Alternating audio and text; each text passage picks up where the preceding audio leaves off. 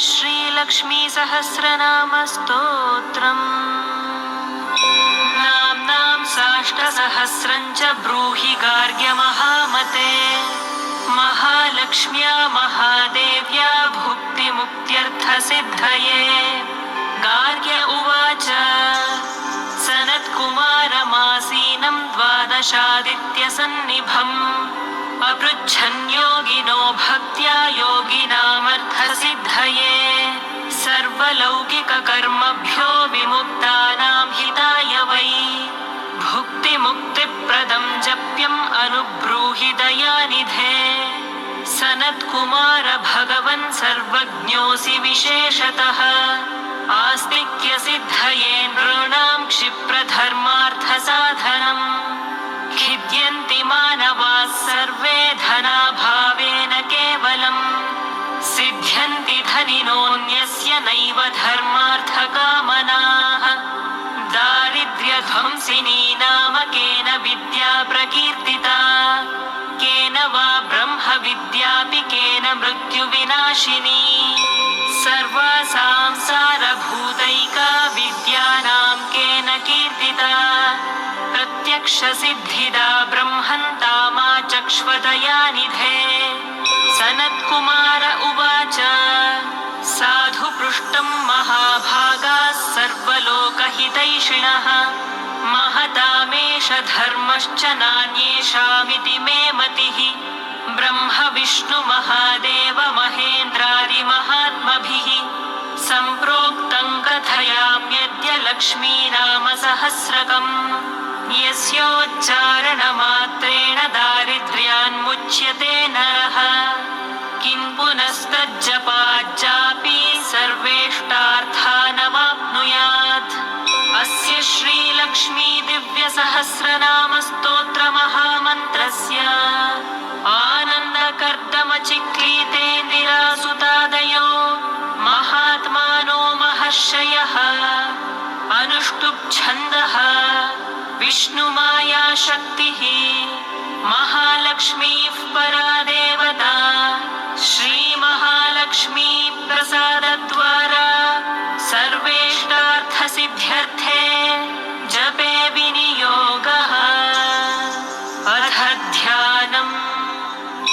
पद्मनाभप्रियां देवीं पद्माक्षीं पद्मवासिनीं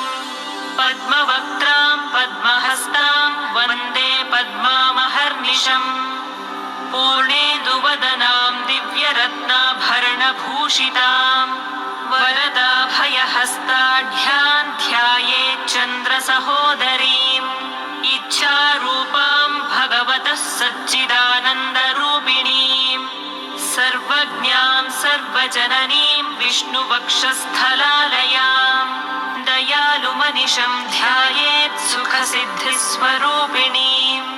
अथ स्तोत्रम् ॐ नित्यागतानन्तनित्यानन्दिनी जनरञ्जनी नित्यप्रकाशिनी चैव स्वप्रकाशस्वरूपिणी महालक्ष्मीर्महाकाली महाकन्या सरस्वती भोगवैभवसन्धात्री भक्तानुग्रहकारिणी ईशावास्या महामाया महादेवी महेश्वरी हृल्लेखा परमा शक्तिर्मातृका बीजरूपिणी नित्यानन्दा नित्यबोधानादिनी जनमोदिनी सत्यप्रत्ययनी चैव स्वप्रकाशात्मरूपिणी त्रिपुरा भैरवी विद्या हंसा वागीश्वरी शिवा वाग्देवी च महारात्रिः कालरात्रिस्त्रिलोचना भद्रकाली कराली च महाकाली तिलोत्तमा काली करालवक्त्रान्ता कामाक्षी कामदा शुभा चण्डिका चण्डरूपेशा चामुण्डा चक्रधारिणी त्रैलोक्यजयिनी देवी त्रैलोक्यविजयोत्तमा सिद्धलक्ष्मीः क्रियालक्ष्मीर्मोक्षलक्ष्मीः प्रसादिनी उमा भगवती दुर्गा चान्द्री दाक्षायणी शिवा प्रत्यङ्गिराधरा वेला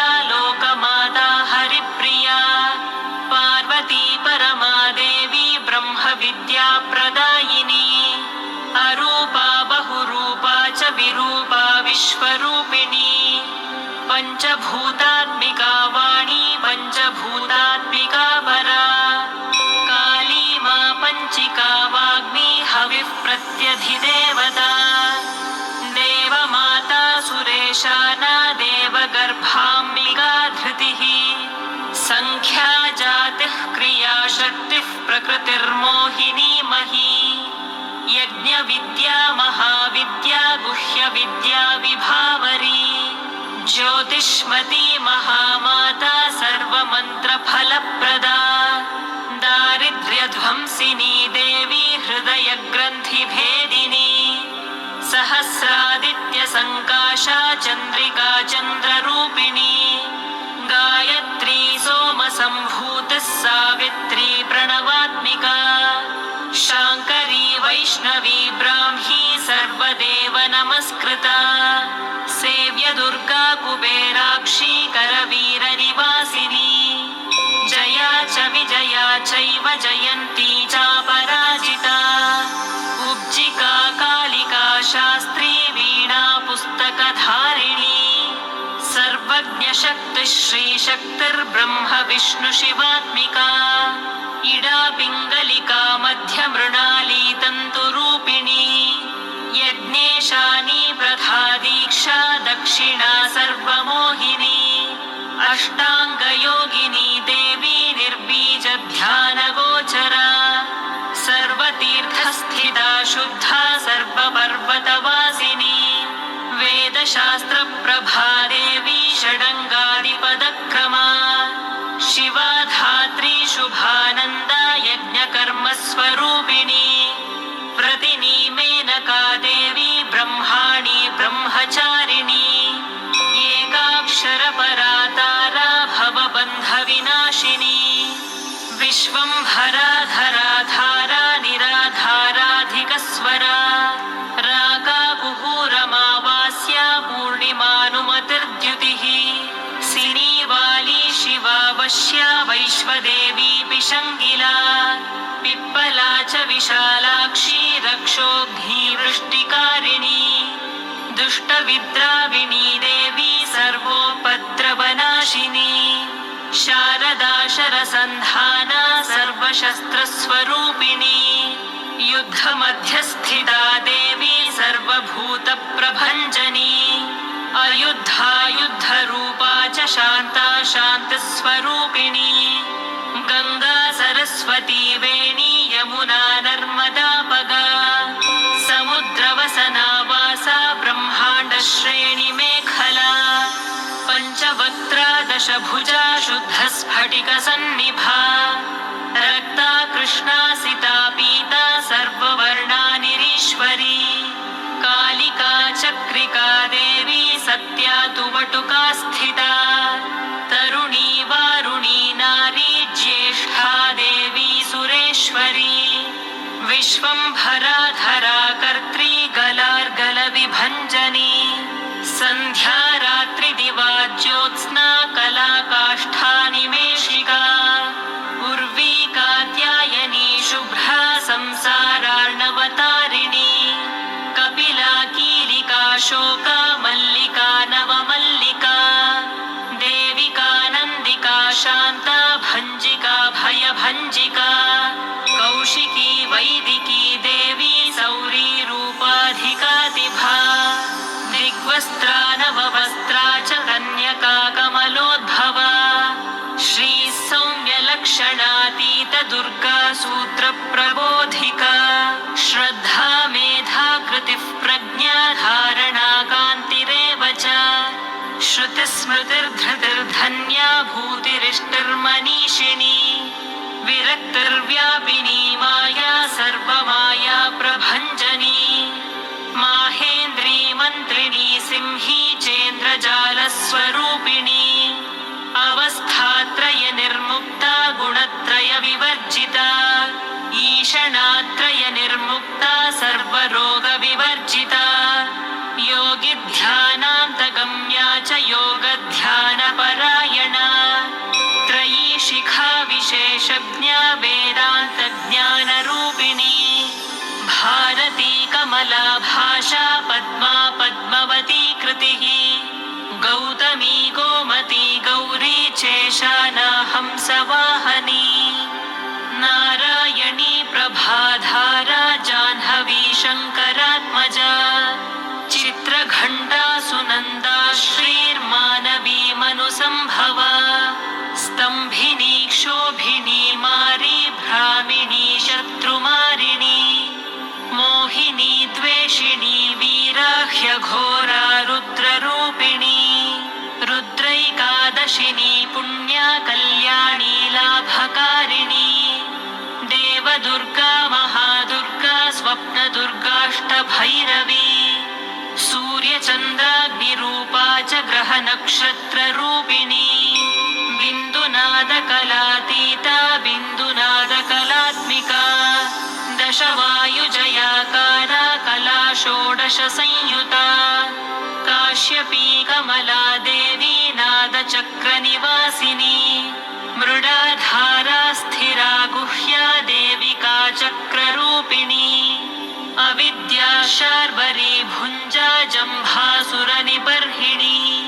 श्रीकाया श्रीकला शुभ्रा कर्मनिर्मूलकारिणी आदिलक्ष्मीर्गुणाधारा पञ्चब्रह्मात्मिका परा श्रुतिर्ब्रह्ममुखा वासा सर्वसम्पत्तिरूपिणी मृतसञ्जीवनी मैत्री कामिनी कामवर्जिता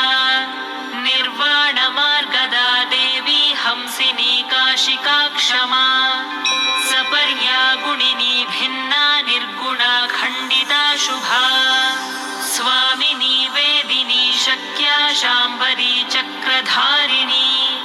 दण्डिनी मुण्डिनी व्याघ्री शिखिनी सोमसंहतिः चिन्तामणिश्चिदानन्दा पञ्चबाणप्रबोधिनी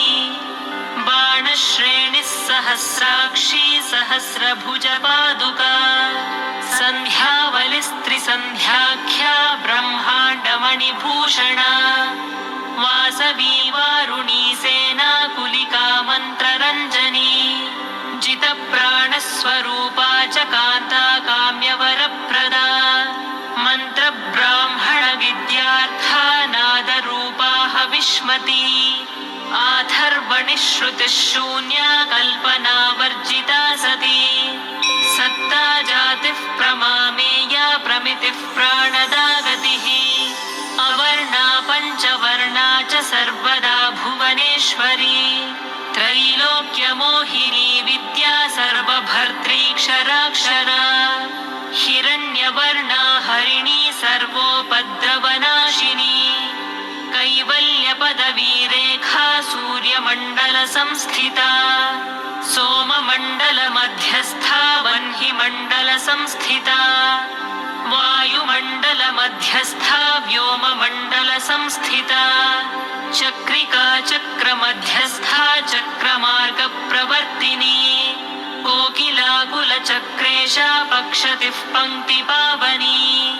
सर्वसिद्धान्तमार्गस्था षड्वर्णावरवर्जिता शररुद्रहरा हन्त्री सर्वसंहारकारिणी पुरुषा पौरुषी तुष्टिः सर्वतन्त्रप्रसूतिका अर्धनारीश्वरी देवी सर्वविद्याप्रदायिनी भार्गवी याजुषी विद्या सर्वोपनिषदा स्थिता व्योमकेशाखिला प्राणा पञ्चकोशविलक्षणा पञ्चकोशात्मिका प्रत्यक् पञ्चब्रह्मात्मिका शिवा जगज्जराजनित्री च पञ्चकर्मप्रसूतिका वाग्देव्याभरणाकारा सर्वकाम्यस्थिता स्थितिः अष्टादश चतुष्षष्टिपीठिका विद्यया युता कालिकाकर्षणश्यामा यक्षिणी किन्नरेश्वरी केतकी मल्लिका शोका वाराही धरणी ध्रुवा नारसिंही महोग्रास्या भक्तानामार्तिनाशिनी अन्तर्बला स्थिरा लक्ष्मीर्जरामरणनाशिनी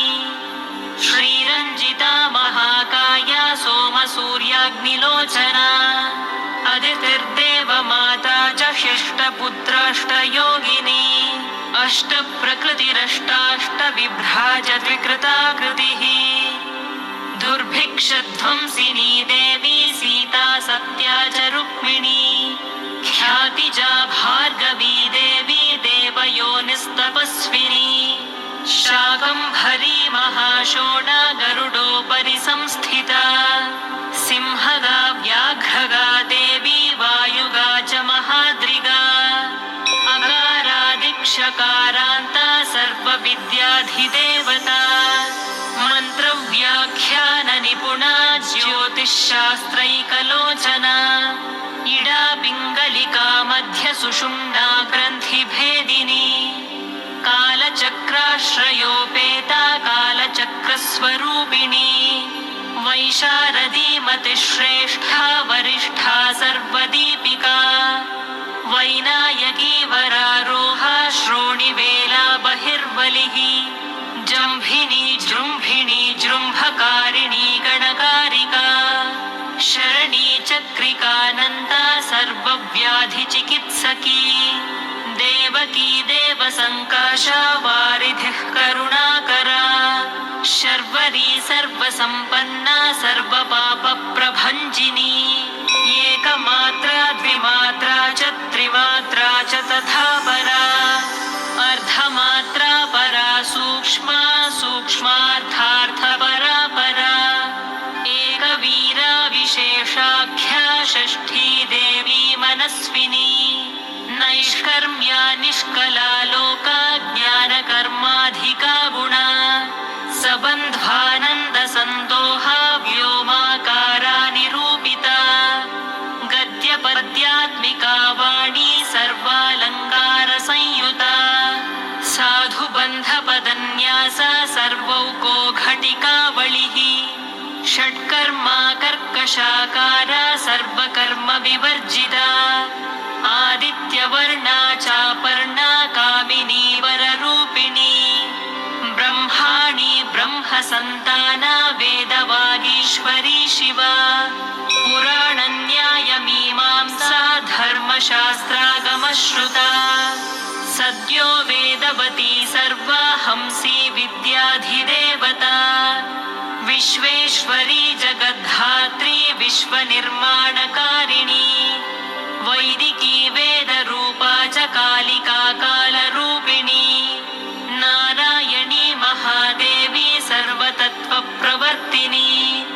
हिरण्यवर्णरूपा च हिरण्यपदसम्भवा कैवल्यपदवी पुण्या कैवल्यज्ञानलक्षिता ब्रह्मसम्पत्तिरूपा च ब्रह्मसम्पत्तिकारिणी वारुणी वारुणाराध्या सर्वकर्मप्रवर्तिनी एकाक्षरपरा युक्ता सर्वदारिद्र्यभञ्जिनी पाशाङ्कुशान्विता दिव्या वीणा व्याख्याक्षसूत्रभृत् एकमूर्तिस्त्रयी मूर्तिर्मधुकैटभभञ्जिनी साङ्ख्या साङ्ख्यवती ज्वाला ज्वलन्ती कामरूपिणी जाग्रन्ती सर्वसम्पत्तिः सुषुप्ता स्वेष्टदायिनी कपालिनी महादंष्ट्रा भ्रुकुटी कुटिलानना सर्वावासा सुवासा च बृहत्यष्टिश्च शक्वरी छन्दो गणप्रतिष्ठा च कल्माशी करुणात्मिका चक्षुष्मती महाघोषा खड्गचर्मधरा शनिः शिल्पवैचित्र्यविद्योता सर्वतो भद्रवासिनी अचिन्त्यलक्षणाकारा सूत्रभाष्यनिबन्धना सर्ववेदार्थसम्पत्तिः सर्वशास्त्रार्थमातृका अकारादिक्षकारान्त सर्ववर्णकृतस्थला सर्वलक्ष्मीः सदानन्दा सारविद्या सदाशिवा सर्वज्ञा सर्वशक्तिश्च खेचरी रूपगोच्छ्रिता अणिमादिगुणोपेता पराकाष्ठा परागतिः हंसयुक्तविमानस्था हंसारूढा शशिप्रभा भवानी वासनाशक्तिराकृतिस्थाखिलाखिला तन्त्रहेतुर्विचित्राङ्गी व्योमगङ्गा विनोदिनी वर्षा च वार्षिका चैव रुक् ऋतुस्सामरूपिणी महानदी नदी पुण्या गण्य पुण्यगुणक्रिया समाधिगतलभ्यार्था श्रोतव्या स्वप्रिया घृणा नामाक्षरपरा देवी उपसर्गनखाञ्चिता निपातोरुद्वयी जङ्घा मातृका मन्त्ररूपिणी आसीना च शयाना च तिष्ठन्ती धावनाधिका लक्ष्यलक्षणयोगाढ्या ताद्रूप्यगणनाकृतिः सैकरूपा नैकरूपा सेन्दुरूपा तदाकृतिः समासतद्धिताकारा विभक्तिवचनात्मिका स्वाहाकारा स्वधाकारा श्रीपत्यर्धाङ्गनन्दिनी गम्भीरा गहना गुह्या योनिलिङ्गार्धधारिणी शेषवासुकि संसेव्या चपलावरवर्णिनी कारुण्याकार सम्पत्तिः कीलकृन्मन्त्रकीलिका शक्तिबीजात्मिका सर्वमन्त्रेष्टाक्षयकामना आग्नेयी पार्थिवा आप्या वायव्या व्योमकेतना सत्यज्ञानात्मिकानन्दा ब्राह्मी ब्रह्म सनातनी अविद्यावासना माया प्रकृतिः सर्वमोहिनी शक्तिर्धारणशक्तिश्च चिरचिच्छक्तियोगिनी वक्त्रारुणा महामाया मरीचिर्मदमर्दिनी विराट् स्वाहा स्वधा शुद्धा निरुपास्तिः सुभक्तिका निरूपिता द्वयी विद्या नित्या नित्यस्वरूपिणी वैराजमार्गसञ्चारा सर्वसत्पथदर्शिनी जालन्धरी मृडानी च भवानी भवभञ्जनी त्रैकालिकज्ञानतन्तुस्त्रिकालज्ञानदायिनी नादातीता स्मृतिः प्रज्ञा धात्रिरूपा त्रिपुष्करा पराजिता विधानज्ञा विशेषितगुणात्मिका हिरण्यकेशिनी हेम ब्रह्मसूत्रविचक्षणा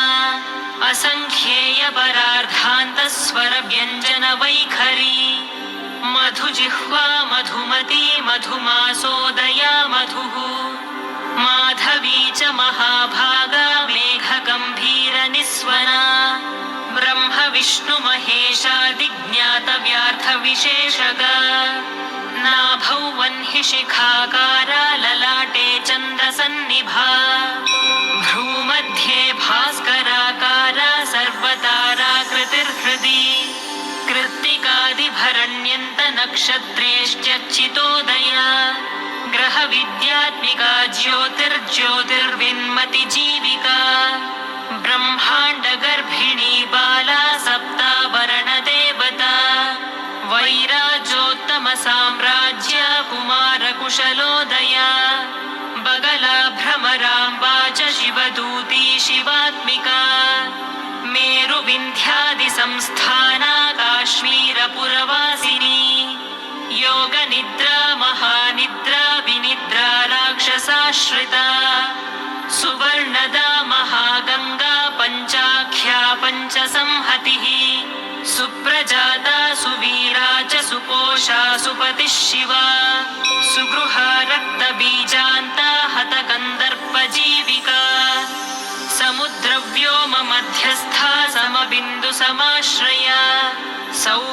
सौभाग्यरसजीवातुः सारा सारविवेकदृक् त्रिवल्यादिसुपुष्टाङ्गा भारती भरताश्रिता नादब्रह्ममयी विद्या ज्ञानब्रह्ममयी परा ब्रह्मनाडी निरुक्तिश्च ब्रह्मकैवल्यसाधनम् कालिकेयमहोदारवीर्यविक्रमरूपिणी बडबाग्निशिखा वक्त्रा महाकबलतर्पणा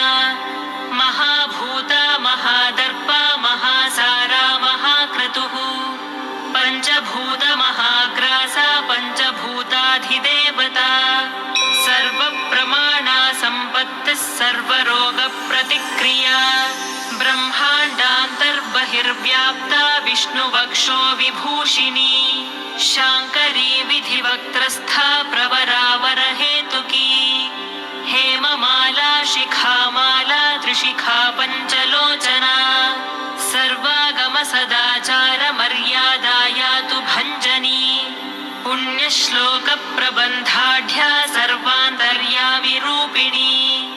सामगान समाराध्या श्रोत्रकर्णरसायनम् जीवलोकैकजीवातुर्भद्रोदारविलोकना तटित्कोटिलसत्कान्तिस्तरुणी हरिसुन्दरी मीननेत्रा च सेन्द्राक्षी विशालाक्षी सुमङ्गला सर्वमङ्गलसम्पन्ना साक्षान्मङ्गलदेवता देहहृद्दीपिका दीप्तिर्जिह्मपापप्रणाशिनी अर्धचन्द्रोलसद्दंष्ट्रा यज्ञवाटी विलासिनी महादुर्गा महोत्साहा महादेवबलोदया डाकिनीड्या शाकिनीड्या साकिनीड्या समस्तजुट निरङ्कुशा नाकिवन्द्या षडाधाराधिदेवता भुवनज्ञानिनि श्रेणी भुवनाकारवल्लरी शाश्वती शाश्वताकारा लोकानुग्रहकारिणी सारसी मानसी हंसी हंसलोकप्रदायिनी चिन्मुद्रालङ्कृतकरा कोटिसूर्यसमप्रभा सुखप्राणिशिरोरेखा सददृष्टप्रदायिनी सर्वसाङ्कर्यदोषघ्नीग्रहोपद्रवनाशिनी क्षुद्रजन्तुभयघ्नी च विषरोगादिभञ्जनी सदा शान्ता सदा शुद्धा गृहच्छिद्रनिवारिणी कलिदोषप्रशमनी कोलाहलपुरस्थिता गौरी लाक्षणिकी मुख्या जगन्याकृतिवर्जिता माया विद्या मूलभूता वासवी विष्णुचेतना वादिनी वसुरूपा च वसुरत्नपरिच्छदा छान्दसी चन्द्रहृदया मन्त्रस्वच्छन्दभैरवी वनमाला वैजयन्ती पञ्चदिव्यायुधात्मिका पीताम्बरमयी चञ्चत्कौस्तुभा हरिकामिनी नित्या तथ्या रमा रामा रमणी मृत्युभञ्जनी ज्येष्ठा काष्ठा धनिष्ठान्ता शराङ्गी निर्गुणप्रिया मैत्रेया मित्रविन्दा च शेष्यशेषकलाशया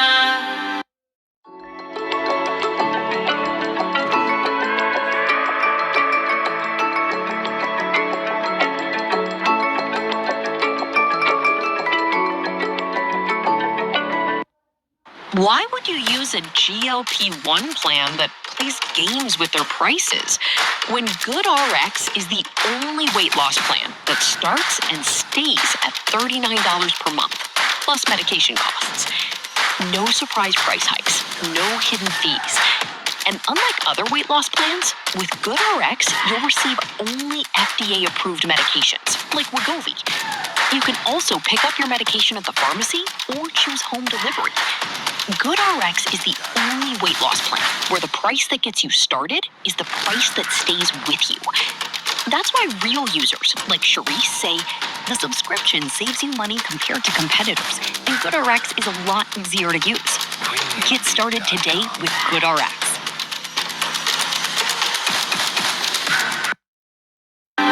वाराणसी वासरताचार्या वर्तजनस्तुता जगदुत्पत्तिसंस्थानसंहारत्रयकारणम् त्वमम्ब विष्णु सर्वस्वं नमस्तेऽस्तु महेश्वरी नमस्ते सर्वलोकानां जनन्यै पुण्यमूर्तये सिद्धलक्ष्मीर्महाकाळि महालक्ष्मि नमोऽस्तु ते सद्यो जातादिपञ्चादिरूपा पञ्चकपञ्चकम् यन्त्रलक्ष्मीर्भवत्यादिराद्याद्येते नमो नमः सृष्ट्यादिकारणाकारवितते दोषवर्जिते जगल्लक्ष्मीर्जगन्मातर्विष्णुपत्नि नमोऽस्तु ते नवकोटिमहाशक्तिसमुपास्य पदाम्बुजे कनत्सौवर्णरत्नाढ्ये सर्वाभरणभूषिते अनन्तनित्यमहिषी प्रपञ्चेश्वरनायकी अत्युच्छ्रितपदान्तस्थे परमव्योमनायकी नाकपृष्ठगताराध्ये विष्णु विष्णुलोकविलासिनी वैकुण्ठराजमहिषि श्रीरङ्गनगराश्रिते रङ्गनायकि भूपुत्रि कृष्णे वरदवल्लभे कोटिब्रह्मादिसंसेव्ये कोटिरुद्रादिकीर्तिते मातुलुङ्गमयं खेटं सौवर्णचषकं तथा पद्मद्वयं पूर्णकुम्भं कीरञ्च वरदाभये पाशमङ्कुशकं शङ्खं चक्रं शूलं कृपाणिकाम् धनुर्बाणौ चाक्षमालां चिन्मुद्रामपि बिभ्रति अष्टादशभुजे लक्ष्मीर्महाष्टादशपीठगे भूमिनीलादिसंसेव्ये स्वामि चित्तानुवर्तिनि पद्मे पद्मालये पद्मिपूर्णकुम्भाभिषेचिते इन्दिरेन्दीवराभाक्षी क्षीरसागरकन्यके भार्गवित्वं स्वतन्त्रेच्छा वशीकृतजगत्पतिः मङ्गलं मङ्गलानां त्वं देवतानां च देवता त्वमुत्तमोत्तमानां च त्वं श्रेयः परमामृतम् धनधान्याभिवृद्धिश्च सार्वभौमसुखोच्छ्रया आन्दोलिकादिसौभाग्यं मत्ते भाति महोदयः पुत्रपौत्राभिवृद्धिश्च विद्याभोगबलादिकम् आयुरारोग्यसम्पत्तिरष्टैश्वर्यं त्वमेव हि परमेशविभूतिश्च सूक्ष्मात् सूक्ष्मतरा गतिः सदयापाङ्गसन्दत्तब्रह्मेन्द्रादिपदस्थितिः अव्याहतमहाभाग्यं त्वमेवाक्षोभ्यविक्रमः समन्वयश्च वेदानामविरोधस्त्वमेव हि निःश्रेयसपदप्राप्तिसाधनं फलमेव च श्रीमन्त्रराजराज्ञी च श्रीविद्याक्षेमकारिणी श्रीं बीजजपसन्तुष्टा ऐं ह्रीं श्रीं बीजपालिका प्रपत्तिमार्गसुलभा विष्णुप्रथमकिङ्करी क्लीङ्कारार्थसवित्री च सौमङ्गल्याधिदेवता श्रीषोडशाक्षरी विद्या श्रीयन्त्रपुरवासिनी सर्वमङ्गलमाङ्गल्ये शिवे सर्वार्थसाधिके शरण्ये त्र्यम्बके देवी नारायणि नमोऽस्तुते सर्वमङ्गलमाङ्गल्ये शिवे सर्वार्थसाधिके शरण्ये त्र्यम्बके देवी नारायणि नमोऽस्तुते सर्वमङ्गलमाङ्गल्ये शिवे सर्वार्थसाधिके शरण्ये त्र्यम्बके देवी नारायणि नमोऽस्तुते पुनः पुनर्नमस्तेऽस्तु साष्टाङ्गमयुतं पुनः सनत्कुमार उवाच एवं स्तुता महालक्ष्मीर्ब्रह्मरुद्रादिभिः सुरैः नमद्भिरार्तैर्दीनैश्च निःसत्त्वैर्भोगवर्जितैः ज्येष्ठाजुष्टैश्च निःश्रीकैः संसारात् स्वपरायणैः विष्णुपत्नी ददौ तेषां दर्शनं दृष्टिदर्पणम् शरत्पूर्णेन्दुकोट्याभधवलापाङ्गवीक्षणैः सर्वान् सत्त्वसमाविष्टांश्चक्रे हृष्टावरं ददौ महालक्ष्मीरुवाच नाम्नां साष्टसहस्रं मे प्रमादात् वापि यः सकृत् कीर्तयेत्तत्कुले सत्यं वसाम्याचन्द्रतारकम् किं पुनर्नियमाज्जप्तुर्मदेकशरणस्य च मातृवत्सानुकम्पाहं पोषकी स्यामहर्निशम् मन्नामस्तुवतां लोके दुर्लभं नास्ति चिन्तितम् मत्प्रसादेन सर्वेऽपि स्वस्वेष्टार्थमवाप्स्यथ लुप्तवैष्णवधर्मस्य मद्व्रतेष्वकीर्णिनः भक्तिप्रपत्तिहीनस्य वन्द्यो नाम्नां जपोऽपि मे तस्मादव अवश्यं तैर्दोषैर्विहीनः पापवर्जितः जपेत् सहस्रं मे नाम्नां प्रत्यहमादरात् साक्षादलक्ष्मीपुत्रोऽपि दुर्भाग्योऽप्यलसोऽपि वा अप्रयत्नोऽपि मूढोऽपि विकलः पतितोऽपि च अवश्यं प्राप्नुयात् भाग्यं मत्प्रसादेन केवलम् स्पृहेयमचिराद्देव वरदानाय चापिनः ददामि सर्वमिष्टार्थं लक्ष्मीति स्मरतां ध्रुवम् सनत्कुमार उवाच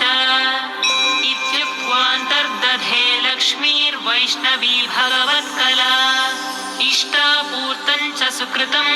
भागधेयं च चिन्तितम् स्वं स्वं स्थानं च भोगं च विजयं लेभिरे सुराः तदेतत्प्रवदाम्यद्य लक्ष्मीनामसहस्रकम् योगिनः पठत क्षिप्रं चिन्तितार्थानवाप्स्यथ गार्ग्य उवाच सनत्कुमार योगीन्द्र इत्युक्त्वा सदयानिधिः अनुगृह्य ययौ क्षिप्रं तांश्च 12 योगिनः तस्मादेतद्रहस्यं च गोप्यं जप्यं प्रयत्नतः अष्टम्यां च चतुर्दश्यां नवम्यां भृगुवासरे पौर्णमास्याममायां च पर्वकाले विशेषतः